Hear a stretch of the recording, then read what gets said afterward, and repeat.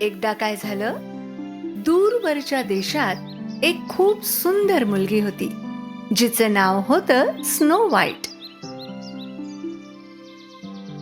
Snow व्हाईटला आवडायचं जंगलात तिच्या घोड्यावर प्रेगोवर फिरायला जाणं, फुलं खुडणं आणि गाणं सुद्धा. I have found happiness in this forest. My little friends protect me here. Their tiny hearts are now full of hope.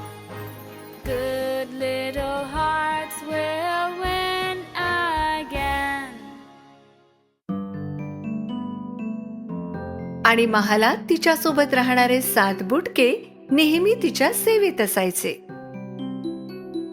वास्तविक ते तिला हसवण्यासाठी काहीही करायचे.